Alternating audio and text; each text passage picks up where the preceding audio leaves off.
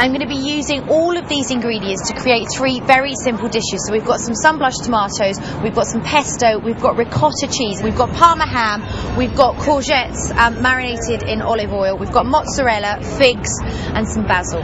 Start off with your bits of ciabatta, drizzle a little bit of oil over them, and then if you've got a griddle pan at home, which hopefully you have, just put them down, side down. Now I think the 70s are about to make a very big comeback, so I'm going to do the Italian equivalent of cheese and pineapple on a stick. Basically what you need is some really good quality cherry tomatoes, and you slice them in half like so. Then you need to get mozzarella. Now normally I would suggest just tearing this, but because it's Italian and we're going to be slightly more formal, a nice thing to do is to cut it into little cubes. Then what you need is a little bit of basil. Wrap the basil around the mozzarella, and then you get your cocktail stick, one end on, then the basil and the mozzarella, and then another one. What we're going to do next is get the food of gods, in my opinion, pesto sauce. I absolutely adore this stuff, and I put it on practically everything. So what we're going to be doing with this is we're going to be getting some of the ricotta cheese. Now there are 2 different types of ricotta cheese, but the one that I'm using is going to be the really soft spreadable one. Now once these are done, which they have, bring them over. Now pesto sauce is very, very strong, so you don't want too much of it.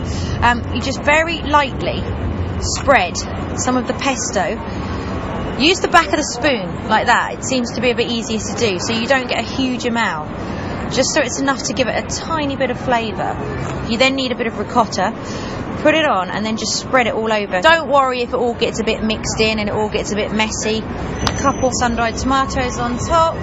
Another option is something like this. This is smoked ricotta, and it smells unbelievable. So you could just get a slice of this. And these are courgettes, griddled courgettes. The Italians call it zucchini.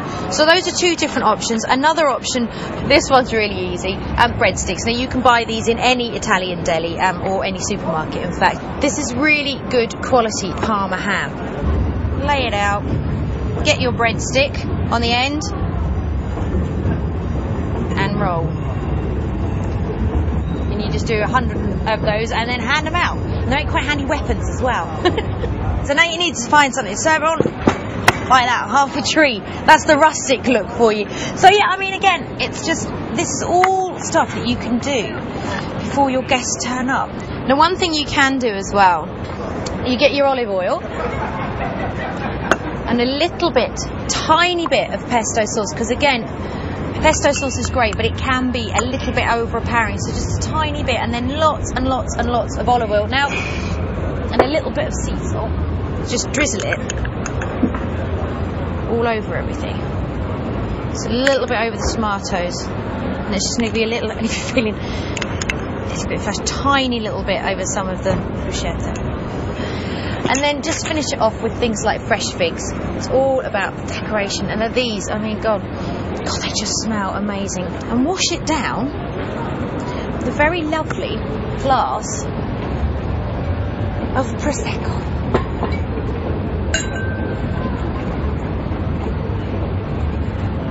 So you can tell I've done that before a gazillion times. Cheers. It really looks appealing to look at. I think food should look colourful, beautiful, and this really represents the colours of Italy. The basil's quite strong, but the tomato's nice combination with it. Well, I think that was a resounding success, and I do hope that this has given you a little bit of inspiration to create your own La Dolce Vita at home.